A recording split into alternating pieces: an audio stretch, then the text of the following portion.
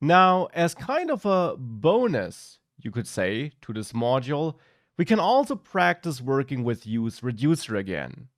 Because what did we learn about useReducer? When does it shine, or when is it worth considering using it? We learned that it's great to use useReducer, or that it's worth a thought to use useReducer if we need more power. So if we have a lot of different possible state values and a lot of complex state updating logic, but also if we have related pieces of state which are managed in individual states, especially if those states depend on each other. Now, arguably, that's not really the case here. We neither have a lot of different state values nor a very complex state updating logic here. And in addition, we do have multiple states that kind of belong together, the value and the touch state. They both kind of represent the state of the input element, but they don't really depend on each other. That would not really be true to state this.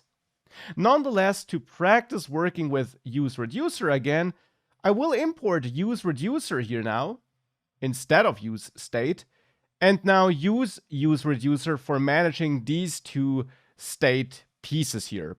But again, it's not strictly required, it's mainly another practice for useReducer. So I'll start by adding a reducer function, input state reducer function, we could say. And you learned that this reducer function takes two main arguments: the previous state snapshot, which will be provided and passed in automatically by React, and an action, which will also be passed into this function automatically by React, but which is the action you dispatched somewhere in your code. And then ultimately you have to return a new state snapshot here. And we can return a default state snapshot, which we always return unless we change it in code we're about to add. And that could contain our value, so the value for this input, which initially is an empty string, and the isTouched state, which initially is false. And then here in the useInput hook, we can call useReducer and pass our input state reducer function to useReducer, and also provide our initial state, which is basically this state here, and hence I'll add another constant, initial input state, which simply holds this object, and I return this object here, and I also set this here as an initial state, so the initial input state. Now, useReducer, as you learned, returns an array with exactly two elements, just like useState. And the first element is always the state managed by the reducer, so the input state, as we could call it. And the second element is always a dispatch function, which allows you to dispatch actions against that reducer. So I'll name it dispatch, but you can of course pick any name you want here. Now we can get rid of these two state slices here now, and now instead start working with input state and dispatch. For example here, for validating the value, there we can now use input state dot value. We know that our input state will have a value property because that is the structure our state here will have, the state managed by this reducer. We can also get the touched state from there. Input state is touched. Now, when value change handler executes, we want to dispatch an action against our reducer. And you learned that it's totally up to you how such an action looks like, but it often is an object with a type property which identifies the action. And here I'll set type to a string called input. And it can also carry a payload, and here I'll add a value property to this object which holds event target value as a value. And then I can get rid of this line here where we set entered value.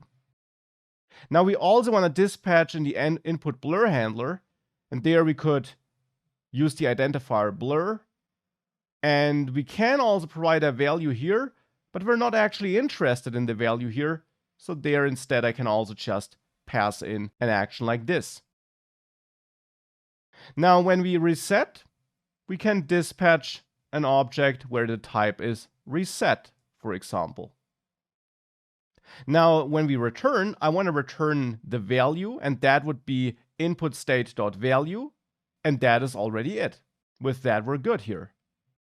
So now we just need to handle these three action types, input, blur, and reset, in this reducer.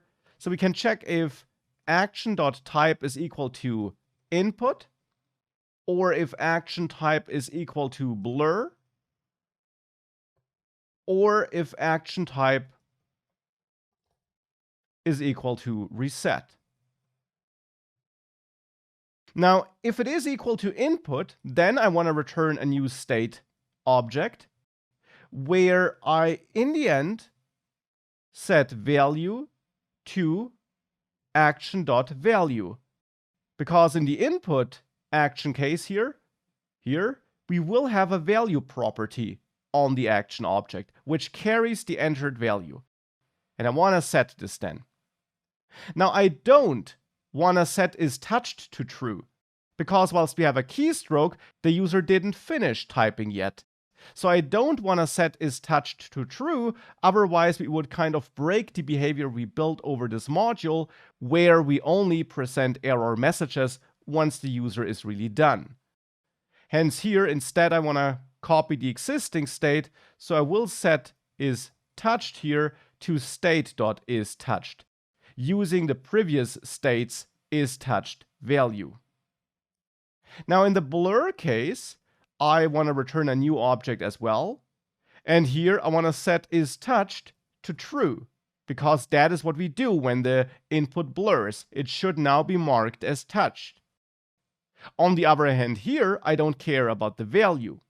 We could update it, we could get it from this event object in the input blur handler, but we don't really need to do that since we're updating the value on every keystroke anyways.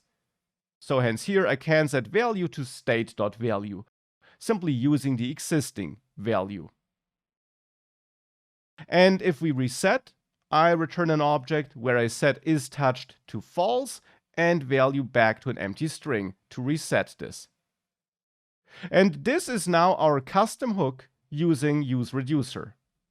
If you now check this again here, you still get the same behavior as before, where we can fill out the form to make it work, and where we still also get errors if we, well, have errors.